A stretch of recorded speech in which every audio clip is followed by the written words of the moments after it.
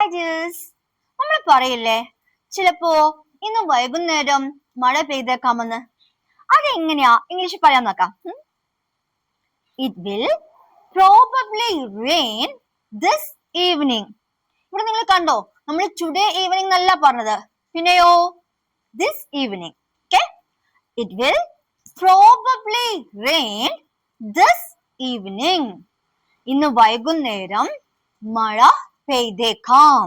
അപ്പൊ ഈ പ്രോബബ്ലി എന്നുള്ളത് നമ്മള് ഒരു കാര്യം സംഭവിക്കാൻ ചാൻസ് ഉണ്ട്, സാധ്യതയുണ്ട് എന്ന് പറയാനാണ് യൂസ് ചെയ്യുന്നത്. ഓക്കെ,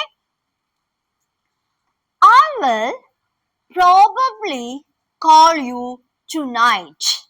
ഇന്ന് രാത്രി ഞാൻ നിന്നെ വിളിച്ചേക്കാം. അപ്പൊ അവിടെയും കണ്ടല്ലോ tonight, today night എന്നല്ല നമ്മൾ പറയാം. ഓക്കെ, അപ്പൊ ഇതൊക്കെ ഒന്ന് ഇവിടെ സ്റ്റോർ ചെയ്ത് വെക്കണേ. I will probably call you tonight. Okay, he will probably forget about it.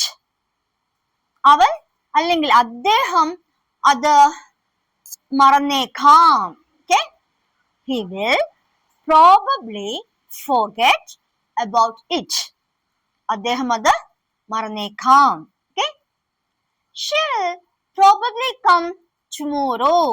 അവൾ നാളെ വന്നേക്കാം. She will probably come tomorrow. Next, ഞങ്ങൾ ആ വർക്ക് ഇന്ന് തീർത്തേക്കാം എന്ന് എങ്ങനെയാ പറയാൻ നോക്കാം. We will probably finish the work today. We will probably finish the work today. Okay, ഇനി അവര് വൈകിയേക്കാം എന്നാണെങ്കിലോ they will probably be late.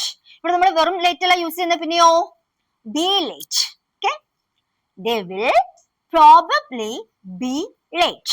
Okay, will probably like this movie. നിനക്ക് ആ മൂവി ഇഷ്ടമാവാൻ ഇടയുണ്ട്. You will probably like this movie. Meeting 10 മണിക്ക് തുടങ്ങാനിടയുണ്ട് എന്നാണെങ്കിലോ the meeting will probably start at 10 a.m. The meeting will probably start at 10 a.m. Hope you might have understood. So let's wind up. Take care. Thank you.